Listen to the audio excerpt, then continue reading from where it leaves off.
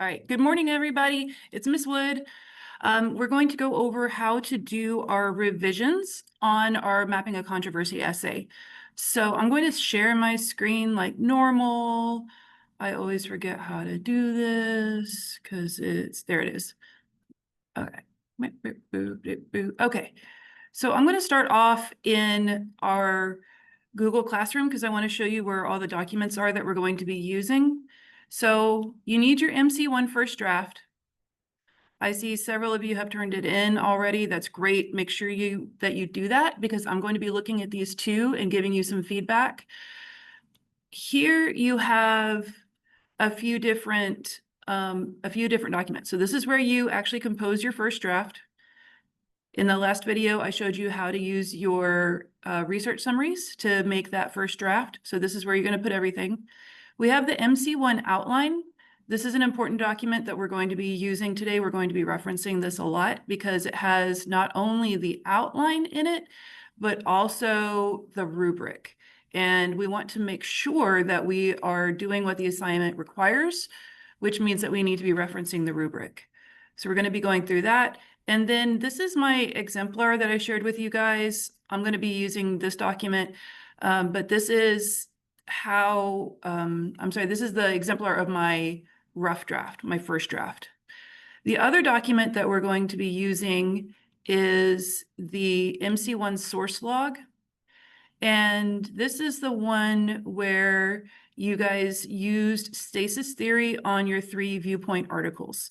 Stasis theory is going to be really important in our revision because we need to add synthesis. So if you did the rough draft the way that I showed you, you don't have synthesis. So this is something we need to add and make sure that our document has flow. So what we're going to do is go to our rough draft, and I'm going to make a copy of this just so I have that rough draft still, and then I can show you guys an updated version as well. So what I did before I started the video was I went through and I made some notes, and the notes actually didn't go, but I made some notes on what I want to look at. So there's a few things when you're doing revisions that you want to check and make sure about. So I'm going to show you how we find out what those things are. So number one, we need to describe those positions raising across the entire field of the controversy. So we need to explain all the details of that controversy. So who, what, when, where, why, how, and then the solutions, if anybody has solutions to the controversy.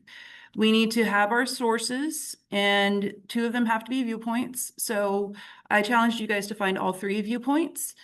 Some of you guys found some informational sources, so that's okay. We need to talk about their most compelling argument. So what's their strongest argument without adding our own bias? And then the points of agreement and disagreement. This is where stasis theory is coming in. This is where stasis theory is really important.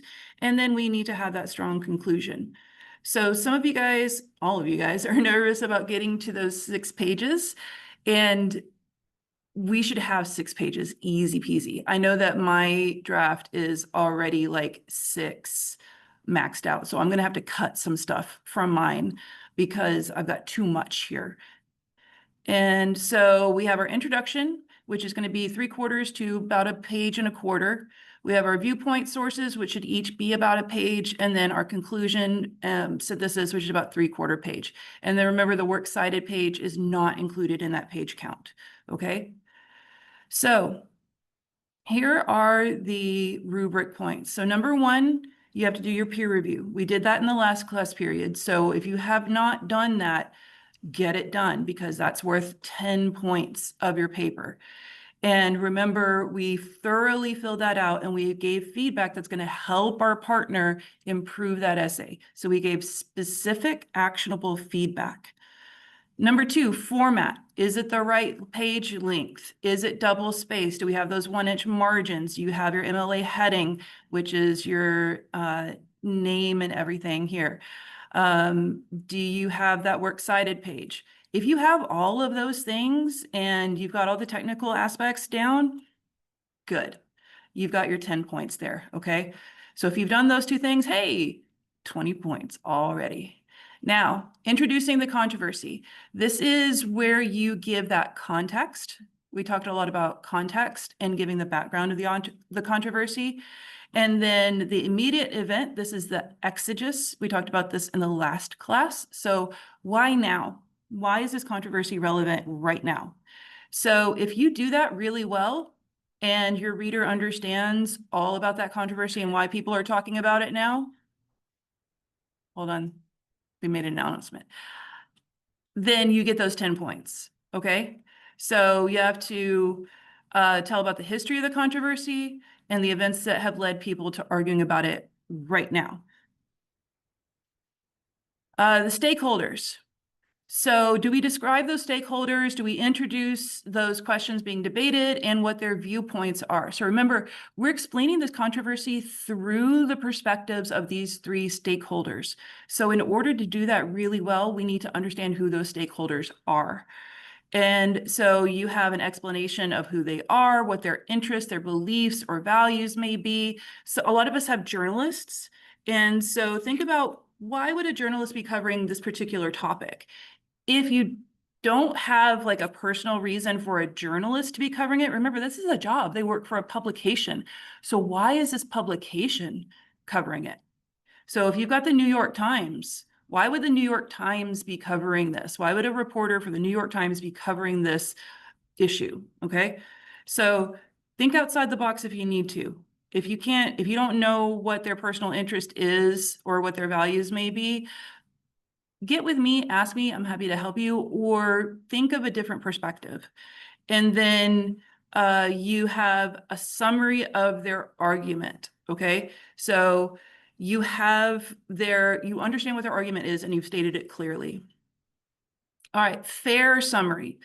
This is some feedback that I've given a few of you, is that we've let some bias creep in. And bias can be things like, I believe, I think, it's clear that. Remember, we're just summarizing. We're just presenting these other people's arguments and claims. So we need to make sure that we are strictly neutral. So there's no I in this paper. There's no me. There's no in my opinion. This is all about other people. So we're going to stay in the third person. So if you do that, then you get those 10 points. Synthesis is what I'm going to show you here in this video. Is we talk about how these different viewpoints work together. How do they speak to one another about this topic to create this conversation? Okay, so if it's confusing, I'll show you what that looks like. But by the end of the essay, the reader should know pretty well about that debate and the different sides being discussed. And then how are they connected?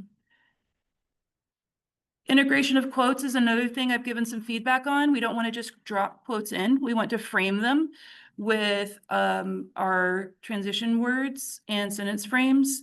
So we want to make sure that they have a nice flow and that the reader's not saying, wait, what, who, what, how did this quote get in here? So make sure that we are doing this really well. If we do that, we know that those quotes are accurate and that we are not misrepresenting what the stakeholders are saying. That's another reason why we want to use that integration really well. And then a lot of you guys were really good at paraphrasing. So some of you guys didn't have quite enough quotes. So we want to make sure that we have about 2 or 3 per stakeholder. Next is citations. This is MLA formatting. So follow that MLA formatting guidelines. I have tons of resources in my classroom. You have access to the Purdue Online Writing Lab, the Purdue OWL. So use that. And you can have some errors, a few errors. They're not going to take off a point per error, okay? But as long as it doesn't interrupt the ability to find out where that source is. So if I can still find your source and I can still go to where that quote is, you're going to be okay. Now, speaking of sources, you have to have those 3 sources, 2 of which are viewpoints. So I know some of you were still, scrambling to find your third source. If you just have 2, still turn your paper in, okay? I can't emphasize that enough. Turn your paper in.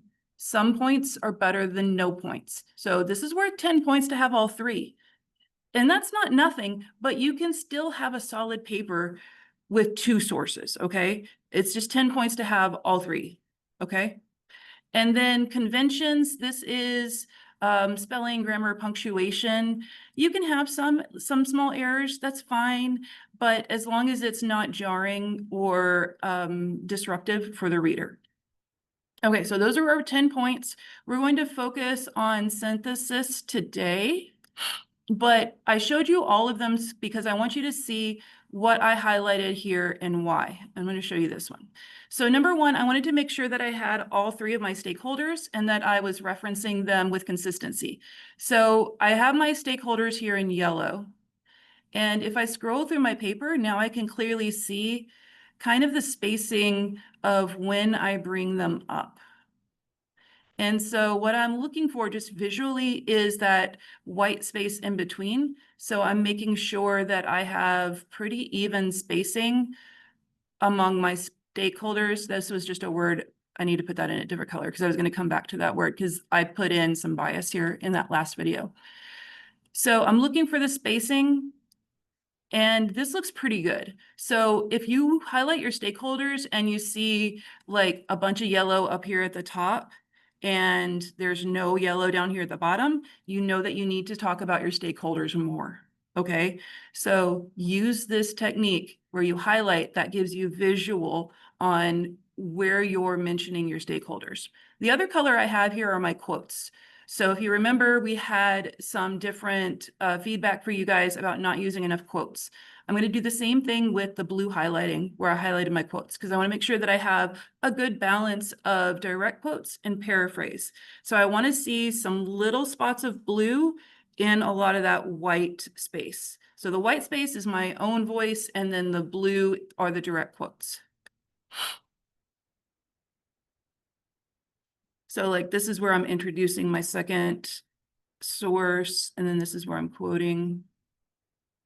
So like this space here, sometimes if you scroll out, it can give you a better sense.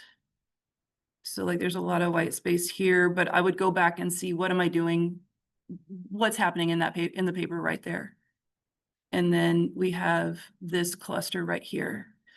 And then this is the synthesis. So if you notice, I have some notes to myself that I need to add quotes here.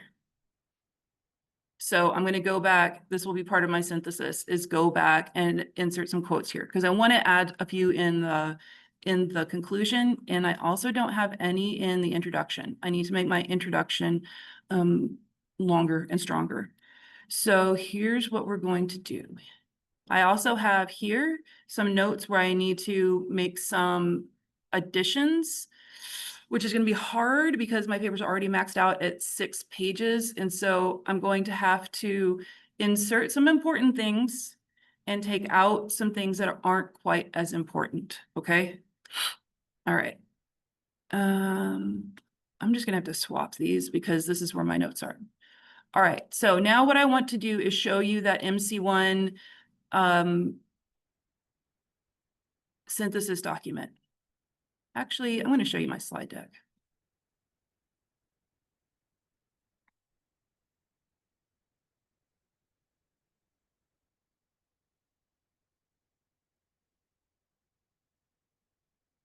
Okay, so here's what synthesis is. For those of you who aren't clear, we have our question or our claim. So mine is about politicians saying that video games cause acts of mass violence, like mass shootings. And so I have the main ideas of each of my 3 viewpoint articles, and synthesis is where I talk about how they overlap, like in this Venn diagram. So where are they the same and where are they different? So how do they agree? And where do they maybe disagree? So you can see where synthesis or where stasis theory is really important here, because stasis theory is all about where do we stop agreeing? So we agree maybe on the facts. So let's look at, I'm not going to show you this video because it's somebody else's video. So here's our first one. What happened? So if you filled this out, you can see pretty easily where people agree. So everybody agrees that in the wake of mass shootings, after these mass shootings, following mass shootings, President Trump blamed video games. Conservative media, political figures, Donald Trump blamed video games. A specific mass shooting, Trump, Dan Patrick, Kevin McCarthy blamed video games. They all agree on this, okay? We agree on the facts. I also noticed that they say that political rhetoric, sorry, they're making another announcement, where the scapegoating, so they're blaming something that's not actually the problem, and that there's research to the controversy. Now, my third article, which is the opposition article, doesn't say that. So I can already see where they agree on this, but there's starting to be some disagreements. Now, definition is the next one you're going to go to. So if we agree on the facts, we need to look on the definition. So my two articles that agree say that the problem is blaming the wrong thing. So they're saying video games cause mass violence when that's not what studies show. That's not what the scientific evidence shows. And that they both say that this rhetoric of blaming video games takes away from the real problems, which would be things like mental health, gun reform, maybe things like social isolation in this article. So they're both agreeing that the problem is not video games, that the science does not support that, and that blaming video games takes away from finding real solutions. Now, my opposition article says he agrees that video games aren't the problem. However, he does say that violent video games normalize violence. So this is kind of a nuanced view, okay? So what he's saying is that it's not like a perfectly normal kid plays Call of Duty and then he goes out and shoots up his classmates. That is not what he is saying. And that seems to be what the politicians are saying. What they're implying is that these video games take normal, healthy people and turn them into murderers. And they say, no, that's not what's happening. So he says, that's not exactly what's happening, but there is something to this idea that video games at least make people accept violence. So he says that video games normalize a worldview where violence is a primary response to conflict, both culturally, so like at home, and militarily. So this article talks a lot about how the military uses video games in recruiting and training. So he's saying there's something there. If there wasn't something there, then the military wouldn't be using it. So that's our point of disagreement. And from here on out, you can see that they're disagreeing. Okay, so this is the beauty of stasis theory, is that once you find that place where they stop agreeing, now you'll see that they keep disagreeing because they didn't agree on the definition. Now they're not going to agree on what the issue is. Like, how important is it? Who's important for? What is the value of it? So, or what's the actual cause? So these two articles are both saying that the problem's caused by politicians, cultural influences, media reporting. They're saying that it's easy to blame video games and it's hard to address the actual problems. And they say here at risk is things like freedom of expression. So can gaming companies, can development companies make the games that they want to make? Can people buy the games they want to buy? Or is it things like how our culture accepts scientific truth versus what we feel might be true? And then Gordon argues that the problem lies with game design and military funding and influence. So he says that here, where gaming is speech, he kind of disagrees. He says that this is a problem and that they have intentional design and military funding for such games. So the military loves Call of Duty. They like to recruit using Call of Duty. They like to use games and platforms like that in order to train their soldiers. And it helps us accept aggression as normal behavior shaped by repeated exposure to video game violence. So still we have that freedom of entertainment versus how are we responsible as a society for the kind of culture that we create? Is this the kind of culture that we want? And then civilian innocence versus militarization of culture. So even if you don't feel like you are a militaristic person, if you have Call of Duty and you like Call of Duty and you're playing it, there's an element of militarization there, whether you realize it or not. And this is part of Gordon's argument. So again, we can see that they're still disagreeing about what to do about it. Because if they don't agree on what the problem is or how the problem affects us, they're not going to agree on policy. So these two authors agree that we need to stop blaming video games, and that we should really focus on the real issues. So like gun laws, mental health, online extremism, gun laws, mental health, white supremacy, AKA online extremism, and that we should focus on data and not pearl-clutching moral panic.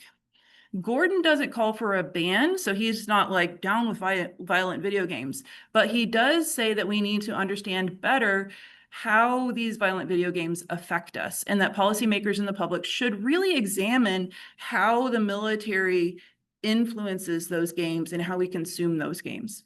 So we need to think about, as a society, like what kind of values are we instilling?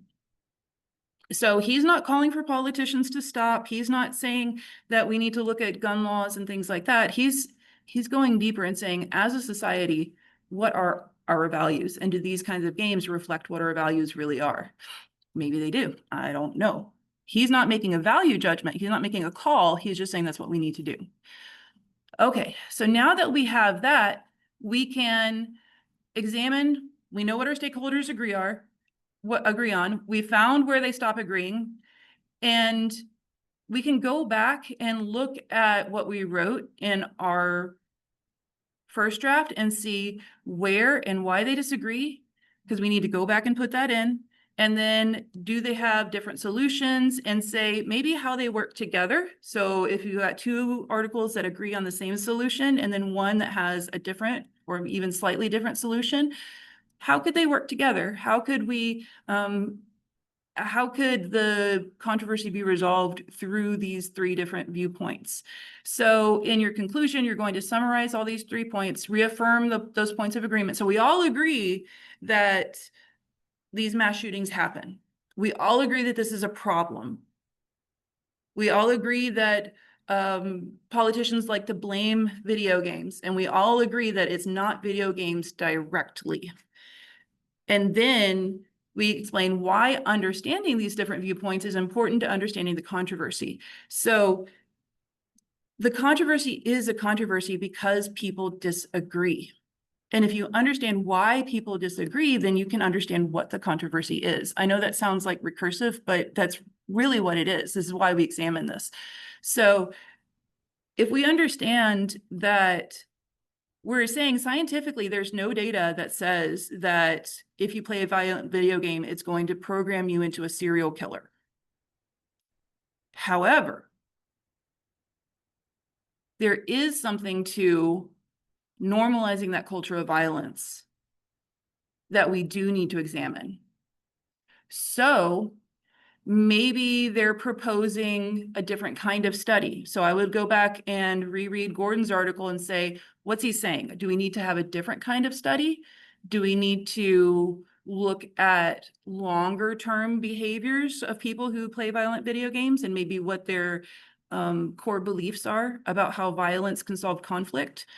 Do we need to look at more of like a composite view? So we need to, hold on. Hi, I'm recording a video. Oh, I guess it's still recording. It's still recording. Somebody popped in, so I thought I paused the recording, but I just paused my screen share. Anyway, so we need to say why understanding these particular viewpoints is important to understanding the controversy.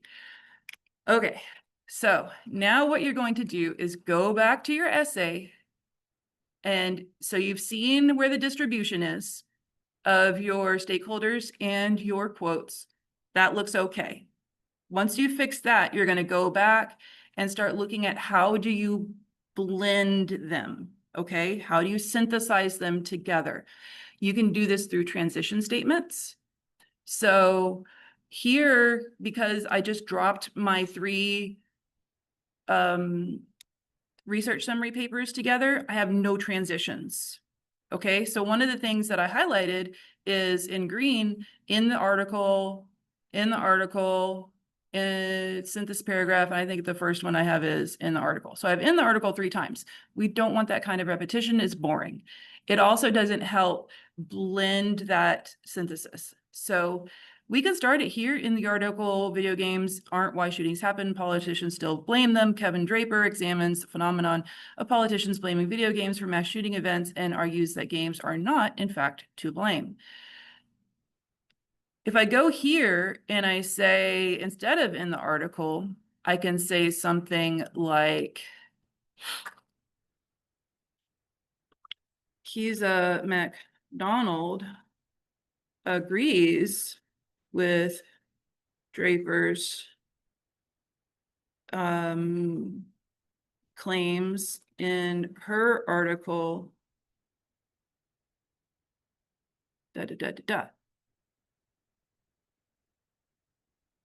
And I'm going to put a marker here so I can come back to it. Kevin Draper's was in, I believe, 1999. Or I'm not 19, oh my God, not 1999, 2019. And Keys and McDonald's is 3 years later. So this tells me that this is something that is still ongoing. And the fact that 3 years later, we're still saying the same thing, this is important. And I'm going to drop that in here. In her 2022 article, and now I'm going to come back here. Keys and McDonald agrees with Draper's claims in her 2022 article, Why Linking Real World, here, and I need to take this italics out because that's not MLA. Why linking real world violence to video games is a dangerous distraction, period.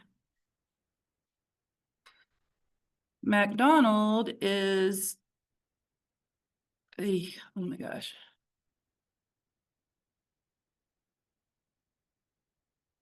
A video games editor at The Guardian.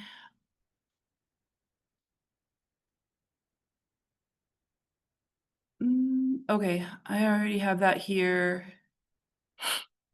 Here's what I'll do. I'm just going to drop this here. See. Bam. Is it okay? So I've chopped up this sentence. McDonald argues that the idea that violent video games cause mass shootings is a persistent but false myth that distracts from the real causes of violence. McDonald, a video game editor at The Guardian, is a credible stakeholder because of her expertise covering the gaming industry for decades, and she connects historical moral panics with today's political debates. And then what I'm going to say is make that comment how even 3 years later, after Draper's article, we have the same politicians blaming the same issue at another mass shooting.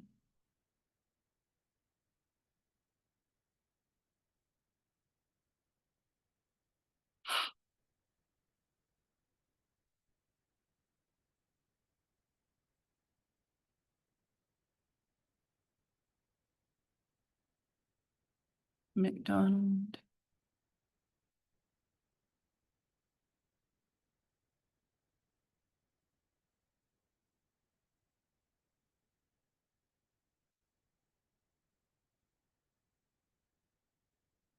I'm going to see highlights. No. Okay, McDonald's article is evidence that the controversy remains ongoing, and the core issue of whether video games are truly to blame remains at the center. And the controversy is still, because I don't want to say remains twice.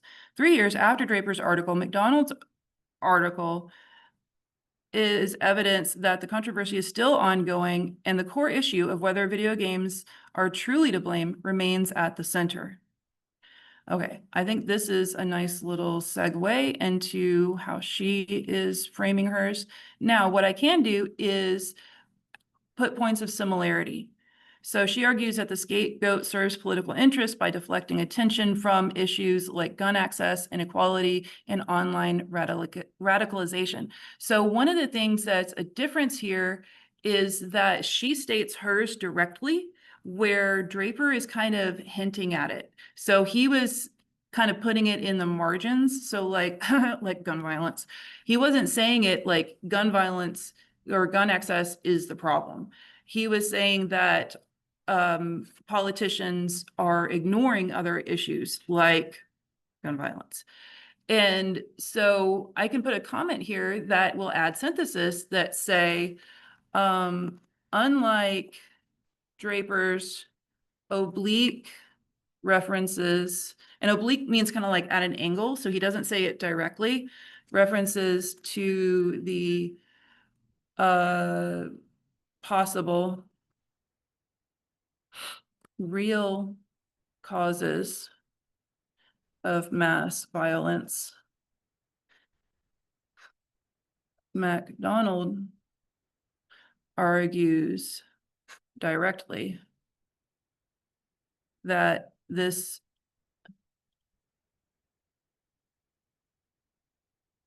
scapegoat serves political interest by deflecting attention from issues like gun violence and immigration. Perfect. Okay, so now look, I have some synthesis. One sentence, and now we have synthesis. And then here again, she references similar studies, and that while some flawed studies suggest a clear correlation, larger and more rigorous research has shown no meaningful link between video games and aggression. And this meta-analysis came out after Draper's article, so we can also comment on that, another point of synthesis. So we can say, McDonald points out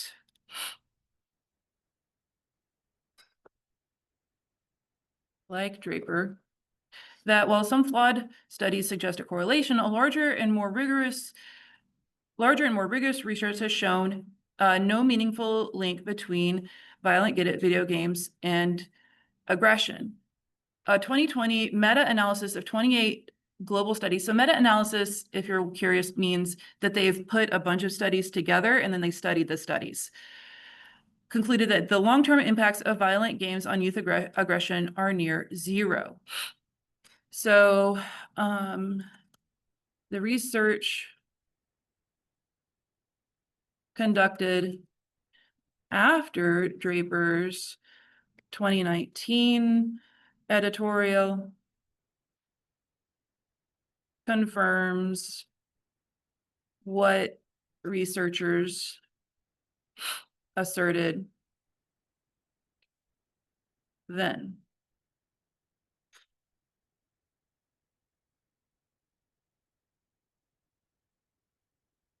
I might go back and tweak that. She emphasizes that despite the rise of video games like Call of Duty and Grand Theft Auto, violent crime has declined over the last 20 years, undermining the theory that games create killers. So this is an important statistic because they're like, oh, we're creating these killers, but overall crime's going down, especially violent crimes. Okay, so she also explores the history of moral panics. This is a difference between Draper's. I'm going to highlight this because I'm looking at my page count and I'm going to have to cut some stuff. So again, I'm going to use another color. So I can either cut it, or I can put these two together. I'll use purple. Oof, that's awful. I'll use a lighter purple. There we go. Okay, so I need to put these two together. I'm going to keep going just in the interest of making this video not be longer than it needs to be. Hypocrisy, I would go back because I don't remember if this is the word that she uses or not, because I want to make sure that I'm not inserting my own bias there, but I'll go back to her article and make sure that that is an actual quote from her. Of companies like Walmart, which remove violent video games displays after shootings, but continue to sell firearms. Again, this is something that might not be necessary here. Similarly, Fox News highlights that shooters played video games, but ignores their racist ideologies. Again, I'm just going to take this one out because this one smells like bias. Finally, McDonald acknowledges the questions about video game violence and design are worth asking. And I'm going to or rely on combat example. But she insists that these debates are separate from real-world mass violence. As she concludes, blaming games is an easy scapegoat that distracts. So again, I'm going to look at this one and see if maybe I can condense this into one sentence. Now, I want to show you the last transition, and then I'm going to get to the synthesis, because I think you guys understand how to go through this and really think about what your paper says. A contrasting view on the connection between video games and acts of mass violence is expressed by Neve Gordon in the article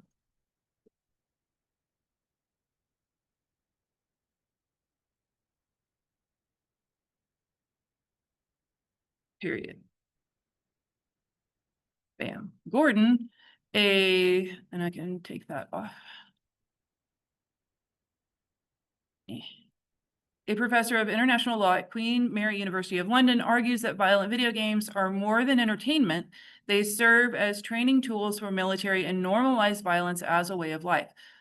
Gordon is a credible stakeholder because of his expertise on ethics and violence, and he connects his own children's experience with Fortnite to a broader cultural, political debate about video games.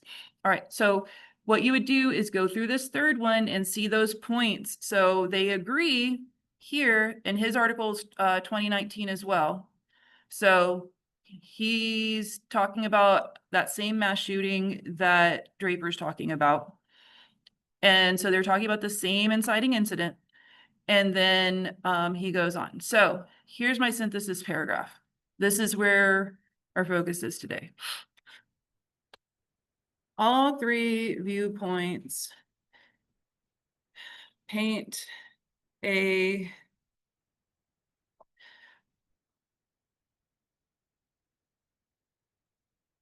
culturally complicated, because this does have a lot to do with our culture, as they point out, culturally complicated portrait of the argument surrounding the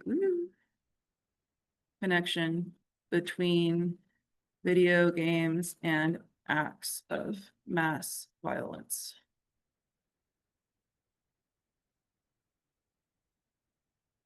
So here's my transition statement.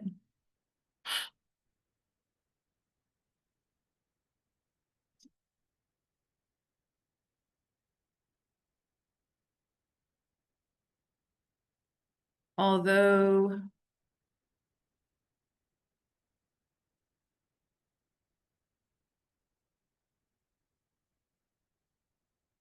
there has never been any strong, conclusive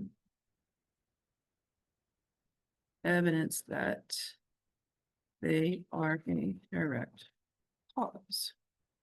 Conclusive. Okay. And now we need to talk about that point of difference. Gordon's argument shines a light on an important nuance in the conversation. Now I want to point out like why his opposition is important to pay attention to. So when so many people are saying, like you have two major factions, one is saying, it's this, it's this, it's this, video games are causing this, video games are causing this. And then you have another big faction that says, it's not the video games, it's not the video games. Who's that third voice saying, wait, wait, wait, wait? Because like most issues, you probably heard the saying like, there's your side and my side, and then the truth. It's probably a little bit of both, okay? That's probably where the truth is. And the reality is that figuring out these things is kind of messy. And politicians want quick and easy solutions. They want to point to something and say, that's what it is. So everybody like go and they'll be like, I fixed the problem, it's fixed. And then when it keeps coming up, they can be like, well, you didn't fix it right. They can blame it on something else or some other variation of that issue. So what we're doing as academics here is saying, let's get past all that noise, okay? Not that those aren't important, but let's look at this third voice and see what is it that he's saying. So in highlighting the military's use of video games in their recruitment and training, he points out an important I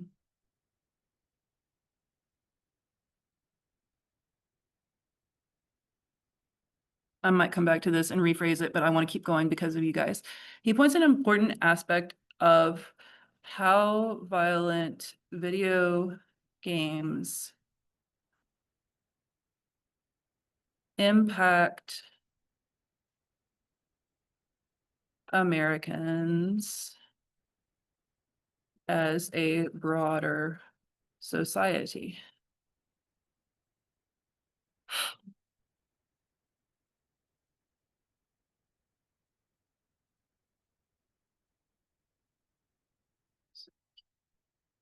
And now I want to say, like, here's a contrasting. So while Draper and MacDonald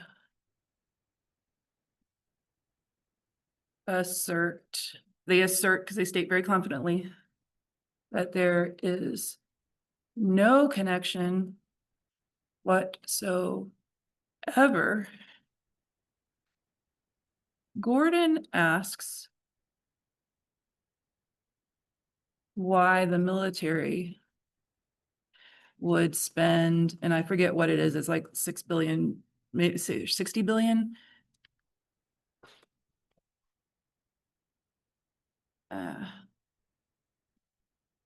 Did I put it in here?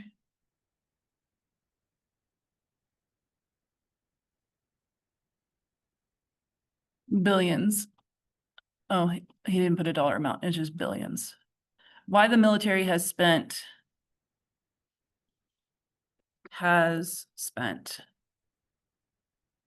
billions on video games in their training and recruitment.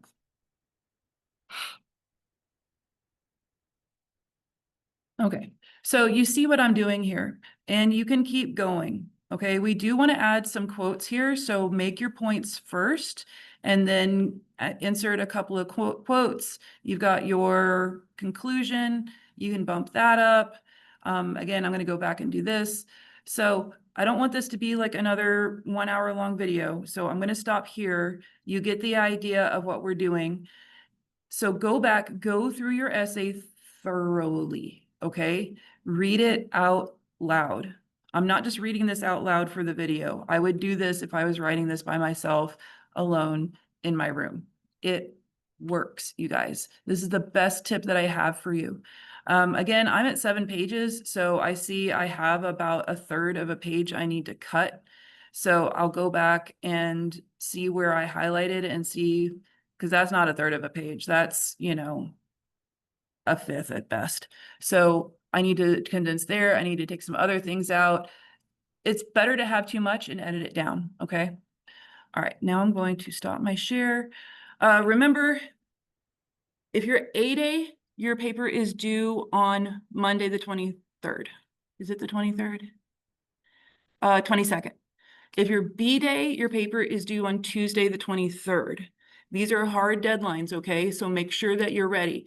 And something is better than nothing, okay? If you are freaked out because you don't have everything done, that's okay. That's the bell. Turn in what you have, okay? Your second mapping a controversy paper is going to be revisions based on the feedback that your college grader gives you, okay? So you will have time to go back and fix some of these things, but you might be surprised how well you do with what you've got. I'm on Remind, so message me on Remind. I'm going to be out of town this weekend, but I am absolutely going to answer your questions, okay? I am absolutely going to be looking for you to message me. So I want to make sure that we do this as well as we can. So don't be shy, be confident. You guys are doing great so far. If you have questions, message me, ask me in the hallway. I'll be here Wednesday today and Thursday tomorrow, and we'll get it done. And you're going to be so proud of your work. All right, guys. Bye.